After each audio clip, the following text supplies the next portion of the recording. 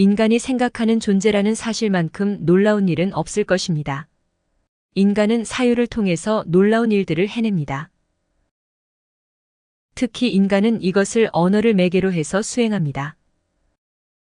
하이데거의 철학적 언어들이 실존적 색채를 가득 띠고 있다는 것은 인간적 삶의 방식으로서 실존과 언어 그리고 사유가 밀접한 관계를 이루고 있다는 것을 보여주기에 충분할 것입니다. 하이데거는 존재와 시간에서 다음과 같은 주장을 펼쳤습니다. 존재와 존재자는 다르다. 인간 현존재의 존재는 마음씀 즉 심려이다. 인간은 선취한 죽음에 대한 불안에 직면해서 본래적 존재와 조우한다. 이 같은 하이데거의 사유는 마음씀이라는 인간의 실존적 존재 방식을 규명함으로써 존재의 진리를 사유해야 하는 존재가 바로 인간 현존재라는 것을 밝히는 것이었습니다. 이는 곧 존재의 사유에 대한 본격적인 탐구의 시작을 알리는 것에 다름 아닙니다. 하이데거는 사유란 무엇인가라는 저서에서 이렇게 말합니다. 세계 내 존재로서 세속적 삶에 매몰된 인간의 실존적 상황으로부터 감행해야 하는 선구적 결단은 맹목적으로 그리고 우연히 일어날 수 있는 사건이 아니다. 인간이 자신에게 주어진 고유의 본래적인 삶을 살기 위한 결단은 인간 현존재의 존재가 무엇인지 그것이 인간을 포함한 세계와 어떤 관계를 맺고 있으며 궁극적으로는 어떤 의미를 갖는지가 알려져야 한다. 이른바 먼저 밝혀져야 할 존재의 진리와 존재의 사유가 그 선결 조건인 것이다. 라고 말입니다. 이에 의하면 존재가 인간에게 알려질 수 있는 유일한 통로는 존재를 이해하고 있는 인간 현존재에 의한 존재에 대한 사유입니다. 존재와 시간은 존재의 사유를 위한 출발점과 발판을 확보한 것이었습니다. 그러나 그러한 존재 이해 속에 포착된 존재가 무엇이며 또 어떤 것인지에 대해서는 충분히 해명되고 논구되어야 합니다. 우리는 여전히 그 도상에 머물고 있습니다. 분명한 것은 인간 현존재는 존재를 이해하고 있다는 사실입니다. 이것을 밝혀낸 것이 존재와 시간이었습니다. 그러나 존재는 그 자체로 인간 현존재에게 온전히 드러나 있는 것은 아니었습니다. 차라리 그것은 비밀스러운 것, 은폐되어 있는 것, 신비스럽기까지 한 것에 가깝습니다. 그런 점에서 존재에 대한 사유 자체가 존재에 제약되어 있다고 하는 것이 적절한 표현입니다. 단적으로 초월인 존재는 사유 너머의 존재이면서 동시에 사유의 외부적 대상이 아니라 사유 내재적 근원인 것입니다. 인간의 존재 경험에 비추어 볼 때 존재가 인간의 현존재를 규정한다고 보아야 합니다. 왜냐하면 인간의 실존이 곧 인간의 인간임을 규정한 것이 바로 존재이기 때문입니다. 이러한 관점에서 하이데거가 말하는 존재의 사유는 곧 현존재의 존재 의미로서 실존적 삶의 근원에 대한 사유입니다. 그러나 이러한 존재 사유가 난망한 과제인 것은 존재에는 존재자적인 것이 조금도 포함되어 있지 않은 것이므로 존재 사유는 단적으로 존재하는 것 일체를 넘어선 것, 초월해 있는 것에 대한 사유이기 때문입니다. 하이데거는 이러한 의미에서 존재의 사유를 스스로 현상애로 형성하는 존재에 대한 사유라고 말합니다. 그러므로 존재의 사유는 전통적 형이상학을 지배해온 사유 방식인 표상적 사유와 전적으로 구별됩니다. 하이데거에 의하면 표상적 사유는 현상으로서의 존재자를 있는 그대로 사유하는 것이 아니라 인식 주체가 자신의 논리 규칙에 따라서 사유함으로써 존재자에게 자신의 규정을 부과하는 사유, 그에 따라서 존재자들의 존재를 재단해버리는 계산적 사유에 불과하다고 지적합니다. 하이데거에 의하면 가장 대표적인 계산적 사유 방식이 과학적 사유입니다. 하이데거는 이러한 관점에서 과학은 사유하지 않는다고 말합니다. 그러면 무엇이 본래적 의미에서 사유일까요? 하이데거는 사유란 무엇인가라는 저서에서 사유 자체가 본래 존재의 사유를 의미하는 말이라고 해석합니다. 이 말은 인간의 사유는 근원적으로 존재에 의해서 또는 존재로부터 주어진 것, 존재가 사유를 가능하게 하고 사유라는 것은 사유의 근원으로서의 존재로부터 이루어진다고 말합니다. 이에 의하면 사유의 가장 본질적이며 근본적인 임무는 존재를 사유하는 데 있습니다. 그러므로 사유가 존재를 사유하지 않고 다른 일을 하는 데만 관심을 기울인다면 그것은 사유가 본래의 소임을 다하지 못한 것이라 할 수 있습니다. 직설적으로 표현하면 사유란 존재를 사유하라고 주어졌다는 것입니다. 그러면 사유란 도대체 무엇이기에 하이데거는 이렇게 생각하는 것일까요? 이에 대해서 해명하고 있는 저서가 사유란 무엇인가입니다. 이제 이와 같이 주장하는 하이데거의 생각에 대해서 살펴보겠습니다. 하이데거는 인간은 존재를 사유하도록 운명지어진 존재라고 말합니다. 같은 의미에서 하이데거는 우리로 하여금 사유하도록 명령하는 것이 바로 존재라고 말합니다.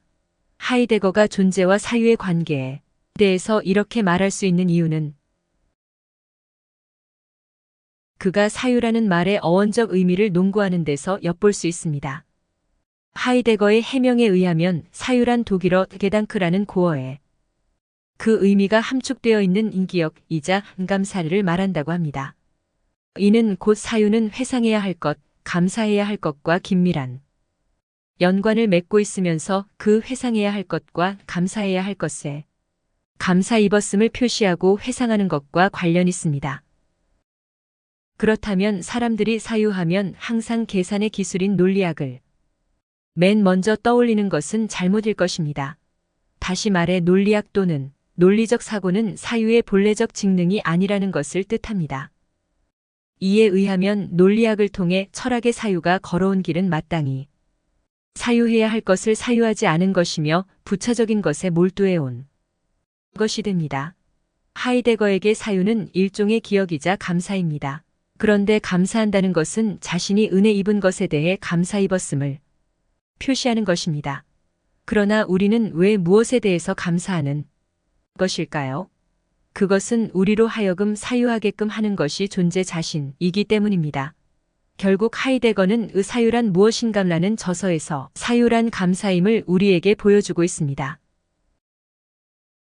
즉, 우리의 최고의 감사는 바로 사유인 것입니다.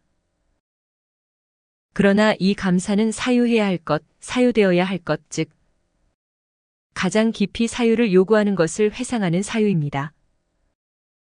말하자면 가장 깊이 사유를 요구하는 것을 사유하는 한에서 우리는 본래적으로 감사하고 있는 것입니다. 그런데 그 가장 깊이 사유를 요구하는 것은 다름 아닌 이 존재자의 존재라는 것입니다. 그렇다면 결국 본래적인 사유 또는 시원적인 사유, 본질적인 사유, 근원적인 사유는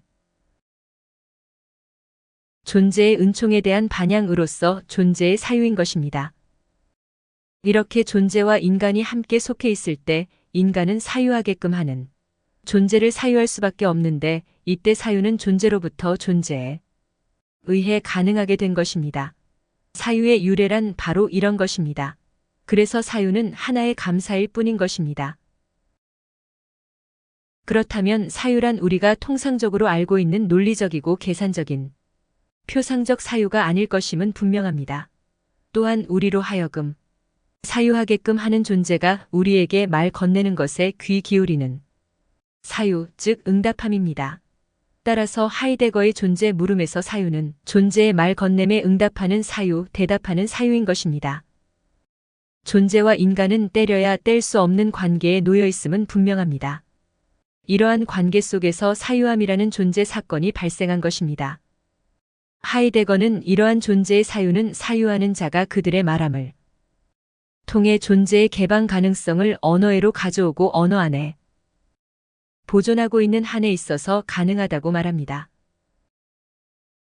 그래서 하이데거는 언어는 존재의 집이다라고 말한 것입니다. 이때 존재를 사유하는 자인 인간은 언어라는 거처에 살면서 이 거처를 지키고 존재를 언어애로 가져오는 것입니다. 다시 말해 사유는 존재의 소리에 청종하면서 이 존재에게 낱말을 찾아주는데 이 낱말로부터 존재의 진리가 언어애로 현성하는 것입니다.